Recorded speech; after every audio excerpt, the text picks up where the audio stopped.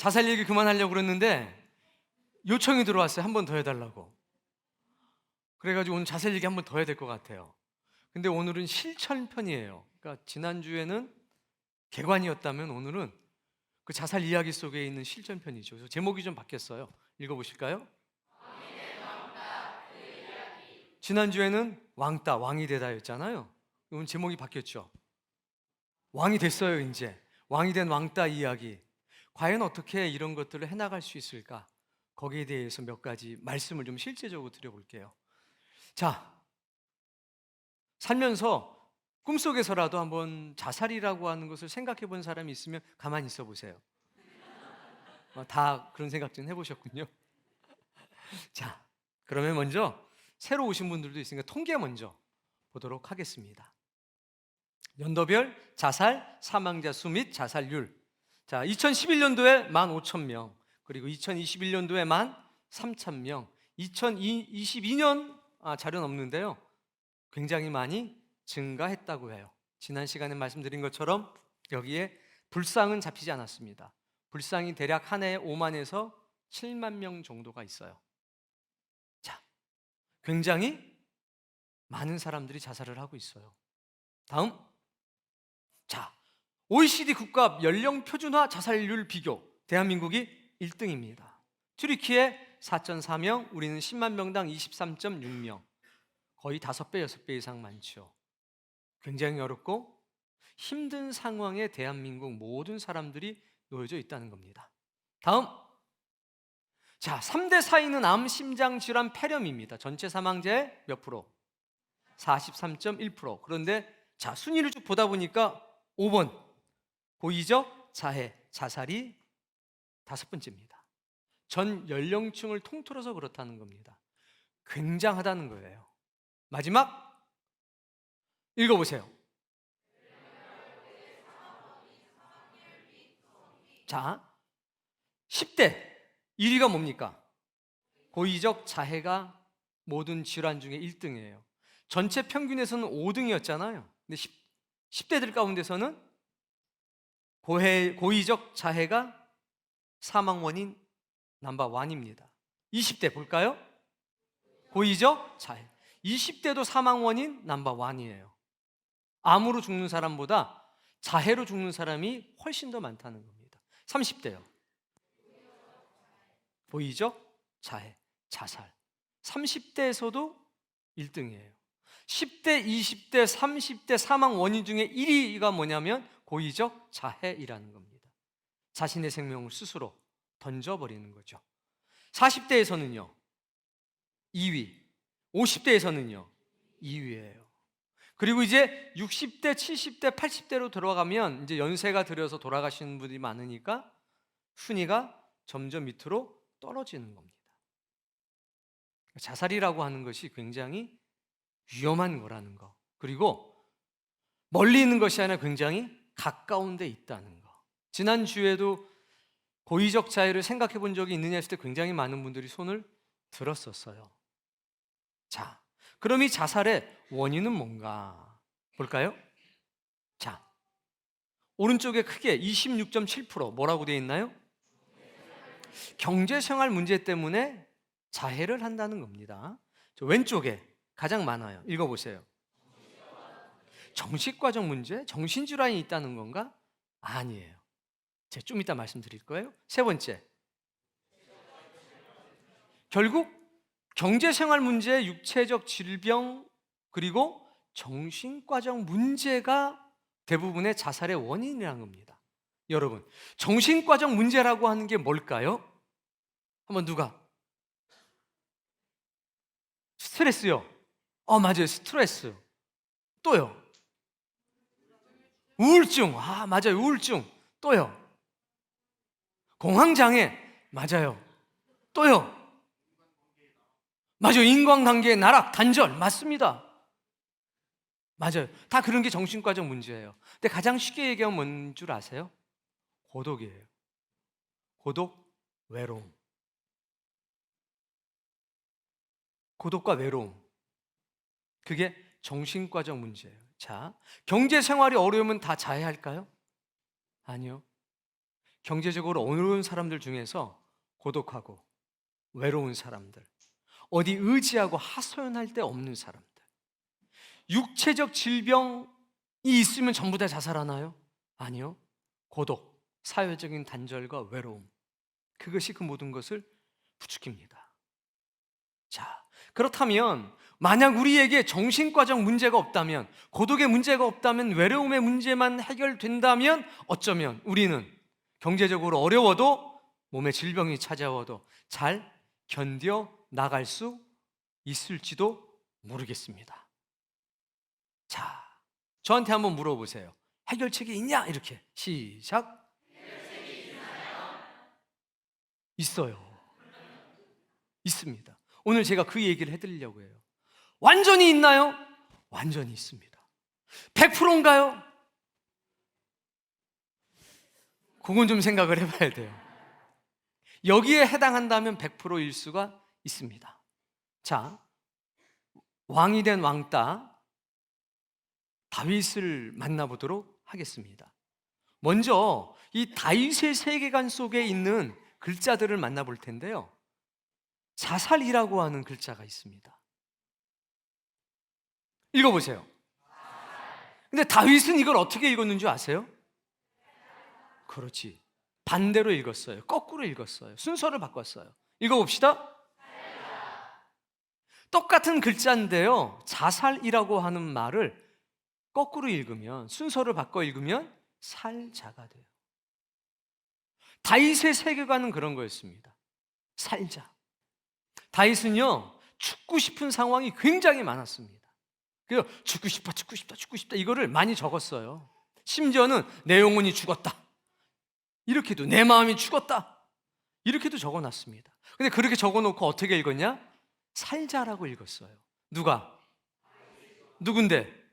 왕이 된 왕따는 그렇게 읽었다는 거예요. 분명히 자살이라고 써놓고 뭐라고 읽었다고요? 살자. 그게 다윗의 세계관이었어요. 자, 두 번째는 역경입니다. 다윗에게는 역경이 어마어마하게 왔거든요. 그래서 이런 게 힘들고 저런 게 힘들고 막 적었어요. 막 수십 페이지를 적었습니다. 그리고 읽을 때는 어떻게 읽었습니까? 경력. 뭐라고요?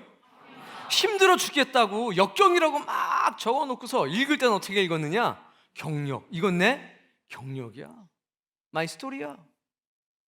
누가요?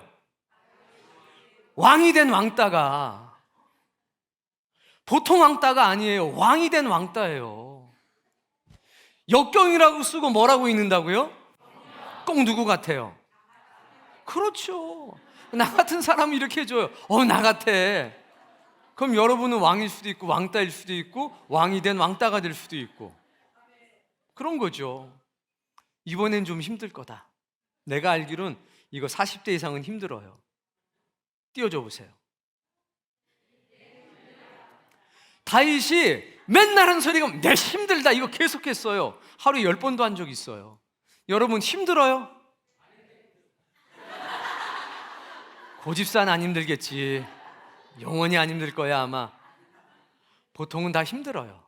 그런데 힘들다고 써놓고 어떻게 읽어요? 우와. 옆에 사람들에게 해주세요. 손을 잡고 해주세요. 자, 한번 해볼까요? 다들 힘내. 와, 멋지다. 쓰기는 내 힘들다, 쓰기는 역경, 쓰기는 자살, 죽고 싶어 이렇게 쓰고서 읽기는 살자, 읽기는 경력, 읽기는 다들 힘내. 이게 다윗의 세계관이었어요. 이 정도 왕따면 괜찮지 않을까요? 영어 좀 써보려고 그래요. 이건 좀 커뮤니케이션에 문제가 생길 수 있어서 먼저 띄울게요. 자, 읽어보세요. 무슨 얘기예요? 꿈은 어디에도 없다. 친구 영어 잘하는데? 1등급. 1등급 해 오늘부터. Dream is nowhere. 꿈은 어디에도 없다. 이렇게 썼어요. 누가? 다윗이. 왕따였거든요. 완전한 왕따고 재수가 없어도 어떻게 그렇게 재수가 없어요. 뒤로 넘어져도 코가 깨지는 시절이었거든요. 그런데 이렇게 써놓고 Dream is nowhere 이렇게 써놓고서 다윗은 어떻게 읽었냐면 이렇게 했어요. 저거를 이렇게 밀었어. 글자 하나를 쫙. 그랬더니 Dream is now here. 꿈은 바로 지금 여기에.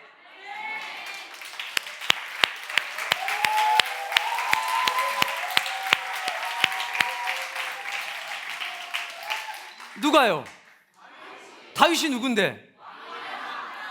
왕이 된 왕따는 Dream is nowhere라고 해놓고 나서 저 W를 밀었대니까 한 글자만 믿은 거야. 한 글자만 쫙 밀어놓고 나서 뭐라고 읽었냐? 꿈은 지금 여기에. 멋지잖아요.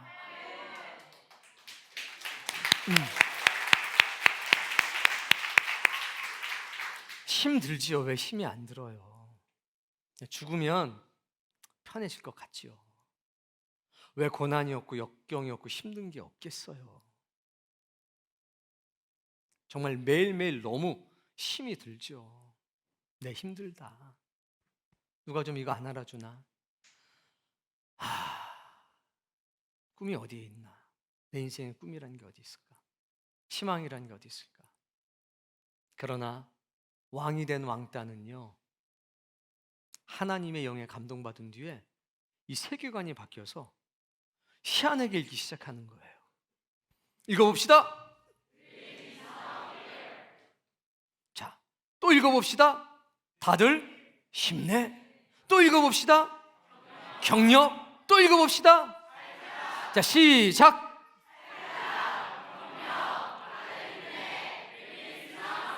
좋아요. 그렇게 하는 거예요. 근데 여기 부정적인 사람이 좀 있거든요. 아직도 누가 그거 모르냐 이거지. 나는 그렇게 안 된다. 내는 그렇게 안 된다. 그런 사람 있을 수 있습니다. 자, 근데 한 가지만 생각해 보자고요. 내가 글자 하나만 움직일 수 있는 힘이 있으면 내 인생은 달라져요. 자, 여기 써지는 거 이제 보세요. 약속된 대로 되는가 한번 볼게요. 여기 뭐 써질 거예요, 영어로. 안 나오는구나. 남았어요? 좀 늦구나. 나오긴 나오는데 괜찮아요. 읽어보세요. 어디에도 없어. 이렇게 살 건지,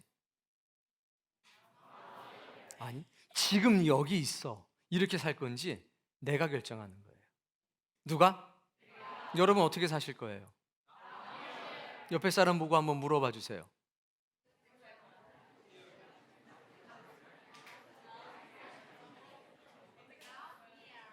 그리고 얼굴 좀 봐봐요. 얼굴을 좀 보고서 이걸 얼굴을 뭐라고 그랬죠? 유명한 말로 상판이라고 그랬죠? 그 상판에 nowhere라고 써져 있는지 now here라고 써져 있는지 한번 잘 살펴보세요. 가치관이 바뀌는 겁니다. 내가 비록 왕따라고 그래도요, 내가 역경과 고난 속에 있다고 쳐도요, 내가 정말 죽고 싶은 그 상황 속에 꿈이 다 사라져버린 그런 상황 속에 있다고 쳐도요, 나의 가치관만 바뀌면, 다르게 읽는 법을 배우기만 한다면, 글자 하나만 밀어낼 수만 있다면 나 왕따지만 왕이 될 수도 있습니다. 왜? 가치관이 바뀌는 거니까. 이것이 바로 성령님의 감동을 받으면 나타나는 일입니다. 자, 사무엘상 16장 13절에 이 말씀이 있거든요. 나오면 읽어보겠습니다. 늦어서 그렇지 나오더라고요. 그리고 이 모니터에 동그란 원이 자꾸 써지거든요. 무슨 신호인가요? 저한테 이렇게 하는 건가요? 네, 읽어볼까요?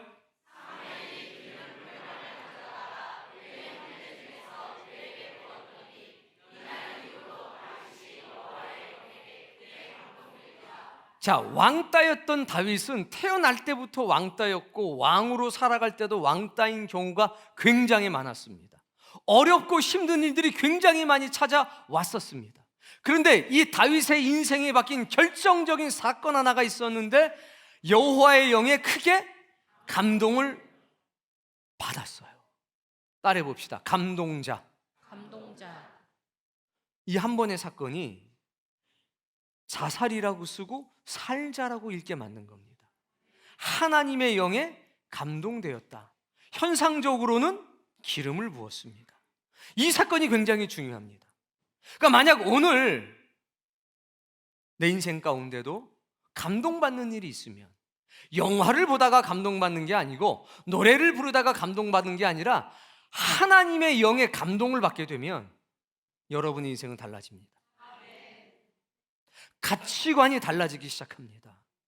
그런 일이 꼭 있었으면 좋겠습니다. 오늘 제가 이 이야기를 해드리려고 해요. 자, 왕따였죠. 왕따였던 사건 몇 개를 지난 시간에 말씀을 드렸습니다. 이제 오늘 몇 가지가 추가될 텐데 오늘 그 왕따에게 어떤 일이 있었는지를 먼저 말씀을 드리겠습니다. 자, 아둘람 공동체라고 하는 유명한 공동체가 있습니다. 교회 다니시는 분들은 다 아는 거예요. 근데 나가다가 안 나가다 하는 사람들은 몰라요. 아둘람? 아들을 둘렀다고? 뭐 이 정도 감이 있는 거니까요. 사무엘상 22장 1절부터 2절 말씀인데요. 어떤 일이 있었냐면 도망자의 신세가 됐습니다. 장인 어른에 의해 가지고 누구요? 장인 어른이면 누구죠? 내 아내의 아버지. 내 아내의 아버지에 의해서 오늘 밤이 지나기 전에 내가 너를 죽일 거야. 이렇게 된 사건이 있었습니다. 근데 그 장인 어른이 왕이었어요. 왕이 죽이려고 그러니까 그 나라에 있을 수가 없어서 어떤 오만 군대를 다 도망 다니고 있었습니다. 그런데 읽어봅시다. 그러므로 다윗이 그곳을 떠나 아둘람 굴로 도망하매. 자, 아둘람이라고 하는 뭐가 있었어요? 굴이 있었는데 굴로 숨었습니다. 자, 굴로 숨었다는 것은 어느 정도인 건가요? 아주 비참한 거예요. 그러니까 이렇게 태양이 비치는 들이나 산에 숨은 게 아니라 어디에? 굴에 숨었어요. 그 지형이 굉장히 험해요. 제가 거기 갔다 왔겠어요? 안 갔다 왔겠어요? 갔다 오니까 이 얘기를 하겠지. 찾아가기가 만만치가 않습니다. 집차 차고 들어가야 돼요. 지금도 가기 힘든데 옛날엔 얼마나 힘들었겠습니까? 그걸로 도망을 했어요. 근데 재밌는 일이 나타나요. 그의 형제 그리고 그의 아버지 그의 온 집이 듣고 그 굴로 갔어요. 자, 근데 보세요. 얼마 전까지만 해도 그 온 집안 사람들이 똘똘 뭉쳐서 다윗을 왕따 시켰잖아요. 근데 지금은요. 자, 그럼 다윗 형편이 지금 좋나요? 아니요. 굉장히 어려운데 이 어려운 다윗한테 찾아간 거예요. 이유는 왕이 너무나 화가 나서 다윗 식구들은 다 죽이려고 그런 겁니다. 그러니까 깨달았게 된 겁니다. 하늘 아래 내가 의지할 곳은 왕따인 다윗밖에 없다라고 해서 온 집안 식구가 다윗을 찾아가는 겁니다. 인생 역전이 시작되는 거죠. 여기서부터 여러분을 귀찮게 하고 힘들게 했던 사람이 가족이에요. 하나님의 영에 감동받잖아요. 그 사람들이 여러분을 찾아오게 됩니다. 나 좀 보호해줘. 내가 너를 잘못 알았어. 너밖에 없어. 인생 역전이잖아요. 이걸로 안 끝나요. 2절이 중요해요. 이건 크게 읽어볼게요. 시작. 환난당한 모든 자와 빚진 모든 자와 마음이 원통한 자가 다 그에게로 모였고 그는 그들의 우두머리가 되었는데 그와 함께한 자가 400명 가량이었더라. 왕따 다윗이 도망자 생활을 하는데 세 종류의 사람이 찾아왔어요. 가족들 빼고. 첫 번째, 환난당한 모든 자. 두 번째, 세 번째, 이 사람들이 모였는데 몇 명? 400명이 찾아온 거예요. 그리고 다윗은 거기에 우두머리가 됐어요. 따라해 봅시다. 감동된 사람과 하나님께 감동된 사람과 하나님께 감동된 사람과 함께 있으면 만사형통. 환난 당한 사람이 왜 다윗을 찾아갔을까요? 빚진 사람들이, 경제적인 어려움을 겪는 그 사람들이 왜 다윗한테 갔을까요? 마음이 원통한 사람들이 왜 다윗한테 갔을까요? 하나님께 감동된 사람을 만나서 감동의 은혜를 함께 나누게 되면 그 문제가 해결될 거라는 뭐가 있었을까요?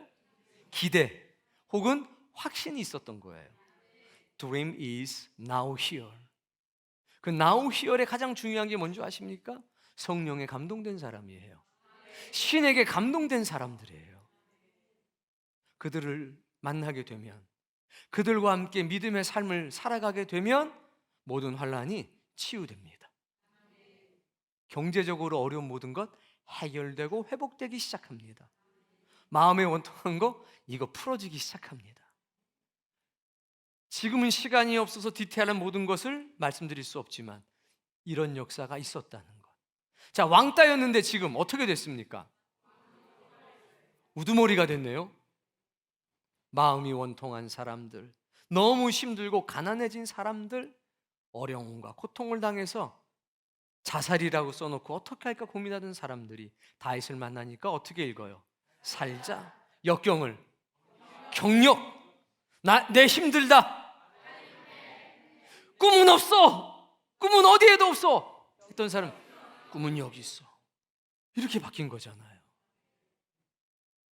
여기 있었던 그 어려운, 참 말하기 힘든 것들, 그 사람들에게 이런 꿈과 희망이 있었다라면, 자살이라고 써놓고 살자라고 읽을 수 있는 그런 세계관을 가지고 살 수 있었다면, 내 힘들다 라고 하는 것을 다들 힘내 이렇게 읽을 수만 있었다면, 아니 그렇게 읽는 사람이 그의 옆에 있기만 했더라면, 역경을 자신의 경력으로 만드는 그런 친구 옆에 있었더라면 안타까운 일은 없었을 겁니다.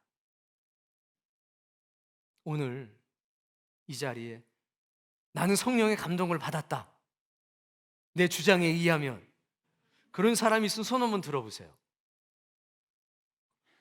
이 사람들하고 친하게 지내시길 바랍니다. 이 사람들하고 친하게 지내셔야 돼요. 그럼 여러분에게도 어떤 놀라운 역사가 나타날 수 있을 겁니다. 여러분, 다윗이 왜 유명한지 아십니까? 이름이 우리가 알고 있는 이름, 첫 번째 다비드라고 하는 이름이 있어요. 또 데이빗이라고 하는 이름이 있어요. 또 한글로 다윗이 있어요. 이 사람들은 삼형제인데요, 원래 알고 보면 다 똑같은 한 사람이에요. 다윗 이름이 데이빗 혹은 다비드, 다 다윗 한 사람의 이름이에요. 인류 역사상 가장 뛰어난 왕, 인류 역사상 가장 뛰어난 군인, 인류 역사상 가장 뛰어난 시인, 인류 역사상 가장 뛰어난 작가, 인류 역사상 가장 뛰어난 음악가, 그리고 하나가 더 있는데 뭔지 아세요? 목동. 근데 이 모든 게 다윗이라고 한 사람에게 붙은 이름이에요. 그냥 왕이 아니라 가장 뛰어난 왕이면서, 가장 뛰어난 군인이면서, 가장 뛰어난 시인이면서, 가장 뛰어난 작가면서, 가장 뛰어난 음악가이면서, 가장 뛰어난 목동이었단 말입니다. 얼마나 연주를 잘했는지, 이 사람이 연주를 하면, 다윗이 연주를 하면 병이 났었어요. 악한 생각이 떠나가기 시작했단 말입니다. 싸우면 얼마나 잘 싸웠는지 하늘의 군대가 걸어오는 발자국 소리를 들을 정도였어요. 그러니 누가 이기겠습니까? 조그마한 돌멩이 하나로 3m에 가까운 거인을 넘어뜨리기도 했잖아요. 지독한 왕따가 모든 악조건을 견디고 극복했기 때문에 유명해요. 근데 문제는 여기에 유명한지 모르는 사람도 많이 있다는 거죠. 그래서 제가 작품 하나를 보내드릴 거예요. 드디어 작품이 나왔어요. 오늘은 조각품이에요.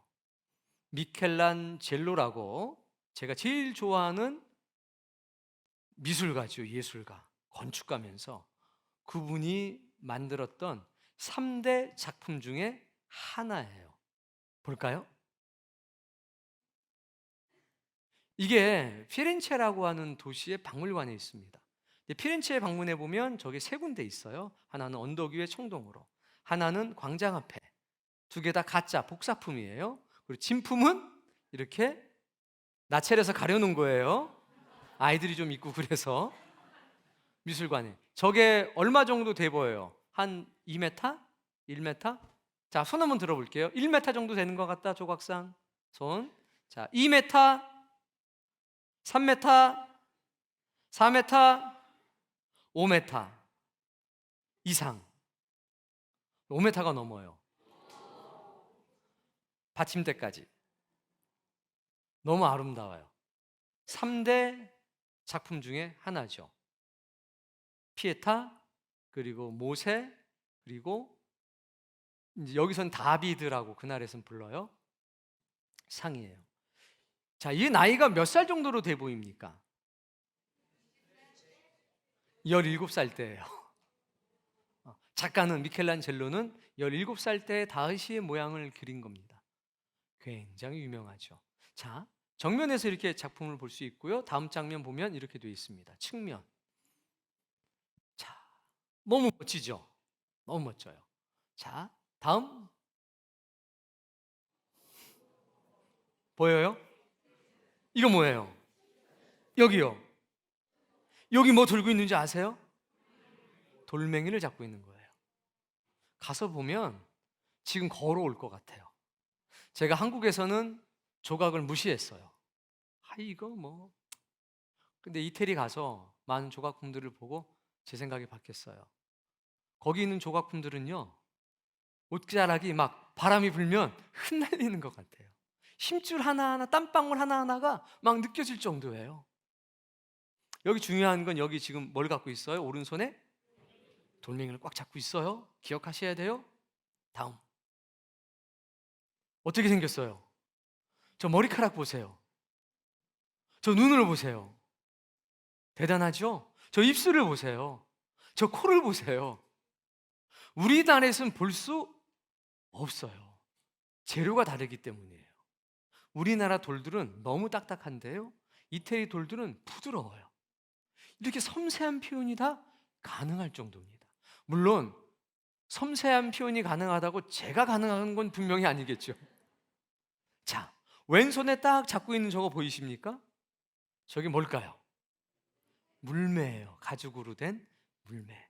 이걸 어깨에 딱 대서 이 허리까지 내려가요. 그리고 손에는 지금 누구를 보고 있는 걸까요? 가리킬 게 없으니까 하사나요라. 맞아요. 지금 골리앗을 쳐다보며 골리앗을 향해 달려가기 전의 모습을 조각을 한 거예요. 마지막으로 하나 더 볼게요.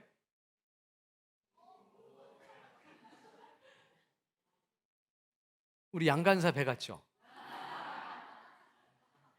정말 대단한 작품이에요. 감동적이에요. 훌륭하다고 느껴집니까? 근데 여기에는 이제 메타포라고 하는 은유와 비유가 들어 있습니다. 17살의 다윗인데, 맨 앞에 화면으로요. 17살의 다윗인데 이게 왜 이렇게 감동을 줄까? 많은 사람들한테 1년에 100만 명 이상이 이 작품을 보러 가요. 우피치 미술관으로. 도대체 어떤 영감을 주기 때문일까? 자, 오른쪽 다리는 땅을 짚고 있고 왼쪽 발은요, 살짝 들고 있죠. 보통 이런 자세는 어떤 자세인가요? 도망갈 자세인가요? 달려갈 자세인가요? 눈에 보이지 않지만 여러분이 말씀했던 것처럼 지금 눈앞에 누가 있어요? 골리앗이 있단 말입니다. 골리앗은 넘을 수 없는 벽이거든요. 두려움이거든요. 이스라엘 모든 군대가 싸우기를 주저했던 대상이거든요. 근데 거길 향해 지금 뭐 하고 있습니까? 달려갈 준비를 하고 있는 겁니다. 오른쪽 손에는 돌멩이가 쥐어져 있고 오른쪽 어깨에는 물매, 가죽 물매가 딱 있죠. 그리고 누구를 봅니까? 골리앗을 어떤 눈으로 봐요? 마치 강아지 보는 것처럼 보고 있고 마치 양을 보는 것처럼 보고 있는 겁니다. 성령의 감동을 받은 뒤에 세계관이 바뀌었습니다. 넘을 수 없는 장벽을 보면서 두려움을 느끼지 못해요. 다들 자살하러 간다고 그랬습니다. 17살짜리가 덤벼드니까 창도 없이 칼도 없이. 그런데 아니었어요. 이 어린 소녀는 뭐라고 얘기했냐? 살러 간다. 그리고 많은 사람들 앞에서 뭐라고 그랬냐? 다들 힘내. 이것은 내 인생의 경력이야. 꿈은 바로 이 자리에 있어. 하나님이 역사하실 거야. 그리고 좀 이따 달려가요. 이 다비드상 앞에 설 때마다 사람들은 자신의 인생을 보는 겁니다. 나는 과연 죽음 앞에서, 두려움 앞에서, 역경 앞에서, 고난 앞에서 어떤 태도를 취하고 있는가? 달려갈 준비를 마쳤는가? 성령의 감동을 받은 뒤로 하나님이 다 해주시겠지 이게 아니라 매일 수백 번, 수천 번씩 이 물매질을 했다는 겁니다. 계속해서 노력했다는 거죠. 저절로 된 것이 아니라는 겁니다. 하나님의 감동을 받은 사람은 노력하며 삽니다. 나 혼자 잘 먹고 잘 살자는 게 아니라 다들 힘내, 다들 힘내, 다들 힘내. 꿈은 바로 지금 이 자리에 있어. 이것을 자신의 삶으로 증명해낸 겁니다. 그랬더니 환난 당한 사람이, 모든 것, 재산을 잃어버린 사람이, 빚진 사람들이, 마음 상한 사람들이 다윗을 찾아온 겁니다. 근데 그 사람들 중에서 군대 장군이 나오고 용사가 나오고 학자가 나오고 정치가들이 나오기 시작합니다. 세상에서 버림받은 그 사람들이 감동된 다윗을 만나고 난 뒤에 감동된 마음이 공유되기 시작했어요. 놀라운 인생의 반전이 나타난 거죠. 다윗이 당한 일을 잠깐 정리해 드리겠습니다. 여러분이 따라해 보세요. 가족의 무시, 가족의 무시, 함께 따르던 자의 배신, 함께 따르던 자들의 아들의 배신, 아들의 배신, 장인의 배신, 장인의 배신, 아내의 배신, 아내의 배신, 백성의 배신. 백성의 배신. 대충 찾은 것만 그래요. 아들도 아버지 죽이겠다고 난리치고 아버지는 아들과 싸우지 않겠다고 도망을 갑니다. 근데 누가 나와서 놀려요, 조롱해요. 네 꼬락서니 봐라 이러고. 군대 장관이 죽이려고 하니까 그냥 둬라. 저 사람이 나를 비우는 것을 보면 하나님이 나를 불쌍히 여길지 누가 알겠느냐. 그리고 피해 갑니다. 자, 여기서 하나만 볼게요. 하나만. 시편서 23편 1절. 전장인데요. 쭉 볼 거예요. 자, 6가지의 큰 배신이 있었죠. 6가지의 큰 배신이 있었음에도 불구하고 어떻게 됐습니까? 다윗은 죽자 했습니까? 살자 했습니까? 네, 힘들다 했습니까? 다들 힘내 그랬습니까? 역경이라고 그랬습니까? 경력이라고 그랬습니까? 꿈은 어디에도 없어 그랬습니까? 꿈은 여기 있어 그랬습니까? 그랬죠? 여러분도 그런 사람이 되길 바라요.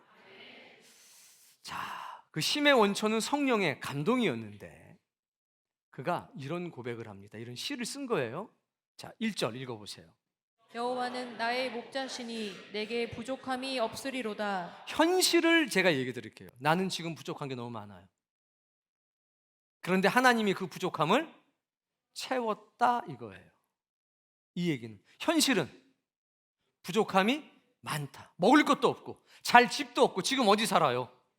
굴. 뭐 이름이 멋있어서 그렇지 실제 가보면요 하루도 못 살아요. 2절. 그가 나를 푸른 풀밭에 누이시며 쉴만한 물가로 인도하시는도다. 그럼 지금 내 형편은 어떻다는 겁니까? 나는 지금 현재 너무 고되고 너무 힘든 삶을 살고 있어요. 나 혼자 쉴만한 물가로 갈 여력도 없어요. 그런데 누가? 하나님이 나를 데리고 가신 겁니다. 어디로? 푸른 풀밭. 그리고 쉴만한, 마치 목동이 목자가 양을 데리고 가는 것처럼 그렇게 데리고 간 겁니다. 예수님은 이것을 뭐라고 표현하셨냐? 이렇게 내가 어깨에 걸터매고 가는 거야. 하나님은 따라오라고 하지 않습니다. 너 힘들어? 내가 너를 안고 갈게. 내가 너를 업고 갈게. 그것이 은혜겠죠. 3절. 내 영혼을 소생시키시고 자기 이름을 위하여 의의 길로 인도하시는도다. 내 영혼을 소생시켰다는 거니까 지금 나는 어떻게 된 거예요? 지금 난 죽었다는 거예요. 내 영혼은 죽었어. 그런데 하나님이 나를 다시 살려줬어 라고 고백하는 겁니다. 누군데? 왕이 된 그 왕따가. 그의 힘의 원천은 뭐라고 그랬죠? 성령님의 감동. 4절. 내가 사망의 음침한 골짜기로 다닐지라도 해를 두려워하지 않을 것은 주께서 나와 함께 하심이라. 주의 지팡이와 막대기가 나를 안위하시나이다. 다윗이 고백하기를 뭐라고 고백하냐면 내 인생은 사망의 음침한 골짜기였어. 동쪽으로 가나 서쪽으로 가나 낮이나 밤이나 항상 사망의 골짜기였어. 그런데 두렵지 않아. 왜? 주님이 나와 함께 하시니까. 두 가지가 있대요. 첫 번째, 지팡이. 두 번째, 지팡이는 길어요. 막대기는 좀 작아요. 양들에게는 어떤 용도인지 잘 아시죠? 자, 막대기는 뭐냐? 요만해. 던질 때 써요. 양이 가다가 꼭 젊은 양들, 어린 양들이 멋대로 가. 그때 요 막대기를 던져요. 그러면 보고서 아, 여기 아니구나 하고 늙은 양을 따라가요. 그럴 때 쓰는 게 막대기. 자, 던졌으면 주스러 가는 건 누구 목? 목동에 가서 주워 와야 돼요. 지팡이는 길고 커요. 올리브나무 뿌리로 만드는데 이거는 누구한테 쓰냐? 늑대에게 써요. 양을 해롭게 하는 사람들에게 쓰는 거예요. 맞으면 두개골 쪼개집니다. 커요. 무슨 얘기냐? 나는 힘이 없어서 쫓겨다니는데 내가 잘못된 길로 가면 하나님이 막대기를 던져서 나를 올바른 길로 이끄시고, 악한 짐승이 나를 잡아먹으려고 하면 뭐로? 지팡이로 그것을 물리쳐 주셔. 그러니까 사망의 골짜기를 다닌다고 하는 것은 이런 어려움 속에 있는 거예요. 조금만 잘못하면 빠져 죽고, 조금만 잘못하면 잡혀 죽는데 주님의 지팡이와 주님의 막대기가 나를 지켜주니까 나는 두려움이 없다라고 고백하는 겁니다. 시를 정말 잘 쓰죠. 이분이 시인이면서 군인이면서 왕이면서 음악가면서 또 작가면서 목동 5절. 주께서 내 원수의 목전에서 내게 상을 차려주시고 기름을 내 머리에 부으셨으니 내 잔이 넘치나이다. 나를 괴롭히는 사람들이 있는데 그 앞에서 잔치상을 딱 벌어주신 거예요. 많은 원수가 괴롭혀서 나는 그들 앞에 어떻게 저항할 수가 없었다는 거예요. 나를 배신한 장인을 내가 어떻게 할 수가 없었고, 나를 힘들게 했던 내 아들을 어떻게 할 수가 없었고, 수많은 것들을 나는 어떻게 할 수가 없어서 가만히 있었는데 하나님께서 잔치상을 딱 차려주시고 머리에 기름 부으셨다는 겁니다. 그들 앞에서 큰 잔치를 베푸시고 나를 왕으로 세우셨다는 겁니다. 승리자 만들어 주셨다는 겁니다. 얼마나 기분이 좋아요. 여기서 한 가지만 짚고 넘어갑시다. 우리 자신을 위해서. 뭐 부으셨다고 그랬죠? 머리에? 기름. 기름이 상징하는 건 성령이란 말입니다. 성령님이 상징하는 게 크게 세 가지가 있잖아요. 첫 번째 기름, 두 번째 불, 세 번째 물. 이건 전부 다 살리는 데 쓰이는 겁니다. 상처가 날 때 기름을 바르면 낫고, 어두운 밤에 걸어갈 때 불을 비추면 갈 길을 알게 되고, 사막에 목말라 죽을 때 물이 나에게 생명을 주는 것처럼 성령님이 기름과 불과 물로 상징이 되는데, 이건 전부 다 사람을 살리는 거란 말입니다. 기름을 부으셨어요. 사람들이 보고 아는 거예요. 치유되는구나. 불과 같은 성령이 임하셨어요. 죄사함의 역사가 있고 어두운 곳을 밝히는 능력이 되는구나. 물이 터져나가요. 목마른 사슴이 물을 찾는 것처럼 저에게는 생명의 힘이 있구나. 내 잔이 넘친대요. 성령의 감동을 받는 건 놀라운 은총이고 축복입니다. 이러니 이 뜻을 알면 좋아요. 기름을 내 머리에 부으셨다. 성령님이 내게 임재하셨다. 나를 감동시켰다. 오늘부터 그런 기도 해보세요. 몰라도 하나님, 저를 감동시켜 주세요. 좀 유식하게 기름 부어주세요. 제게 불의 세례를 주세요. 제게 생명의 물이 터져 나오게 해주세요. 이렇게 기도하세요. 그리고 누군가의 영혼을 위해서 아무개에게 그런 일이 있도록 하나님 도와주세요. 자, 6절 크게 읽어봅시다. 내 평생의 선하심과 인자하심이 반드시 나를 따르리니 내가 여호와의 집에 영원히 살리로다. 아멘. 맞습니다. 이렇게 해보세요. 맞습니다. 옳습니다. 옳습니다. 좋아요. 좋아요. 그게 뭐라고요? 아멘. 그렇죠. 예. 그러니까 이제 그게 기니까 그냥 아멘 하는 거예요. 우리가 좀 짧게 하려고. 맞아요, 그래요, 좋아요 하는 것보다 또 아멘 하니까 일치감도 있고 또 좋고, 또 근데 그냥 좋아요 해도 좋아요, 맞아요 해도 좋고 다 좋습니다. 영어로 하면 어떻고 또 에이멘 하면 어떻겠어요? 또 잘난 척한다. 아멘, 에이멘. 영어로 하면 어떻고 뭐로 하면 어떻겠어요? 괜찮아요. 근데 요거요 너무 재밌어요. 평생 동안 선하심, 하나님의 선하심과 하나님의 인자하심이 반드시 나를 뭐 한대요? 따라오면 되잖아요. 따라오면 내가 대장인가? 하나님 나 쫓아오시네? 이게 아니고 양을 칠 때 몇 가지 방법이 있는데 그 중에 하나가 뭐냐면 이게 양의 마리수가 몇 마리에 따라서 달라요. 근데 한 30마리에서 한 50마리 요 정도일 때 요런 일이 있어요. 좀 많게는 100마리까지도 요런 일이 있어요. 뭐냐면 양을 앞에 보내고 목동이 중간쯤 서서 가요. 요 상황은 그 상황인 거예요. 어디에 서서? 어쩔 땐 앞에, 어쩔 땐 중간에, 어쩔 땐 맨 뒤에 서요. 이건 중간쯤 서는 거예요. 양을 앞에 보내고 목자가 지팡이와 막대기를 가지고 중간쯤 서서 어때요 지금? 양을 따라가요. 그렇게 한 거예요. 내 평생에 내가 하나님의 양이 돼서 걸어가는데 하나님의 선하심과 인자하심이 목자처럼 나를 따라온다, 나를 지켜준다는 뜻이에요. 멋지지 않아요? 멋져요. 꼭 물어보죠. 목사님 보셨나요? 봤다. 나는 가서 양도 쳐봤다. 네. 마지막이 너무 멋있어요. 조용히 읽어볼게요. 내가 여호와의 집에 영원히 살리로다. 아멘. 이 왕이 된 왕따는 이렇게 말했습니다. 내가 이 땅에서 왕으로 1000년을 사는 것보다 하나님 나라에서 문지기로 하루 사는 게 더 좋아. 이렇게 말했어요. 얼마나 좋으면. 그 은혜가 오늘 여러분들에게도 있기를 바랍니다. 하나 더 해야 되는데요. 여기서 마무리하려고요.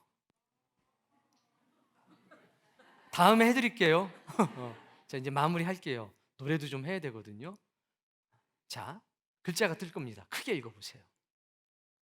하나님께 감동된 사람이 되어라. 감동의 공동체를 이루어라. 아멘. 이겁니다.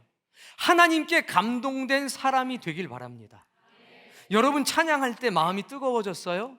뭔지 알 수 없는 좋은 기분이 들었어요? 감동의 시작입니다. 그게 나영원 목사님이 여기서 뭐라고 멘트를 하시고 말씀을 할 때 왠지 저분 말씀이 좋았어요?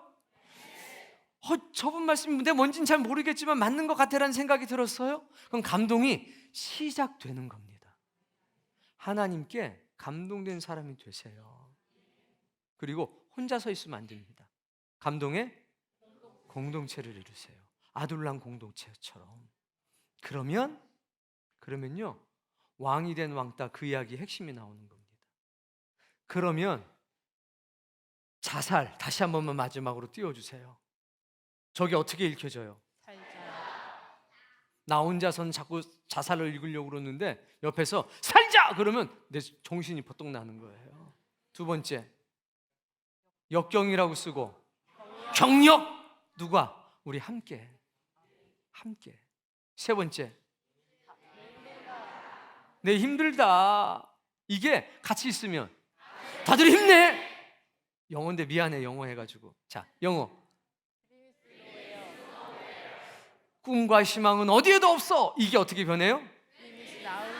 꿈은 지금 이 자리에 있어. 이게 함께 있을 때 나타나는 역사 아닙니까? 오늘 그 은혜가 여러분에게 있기를 주의 이름으로 축복합니다.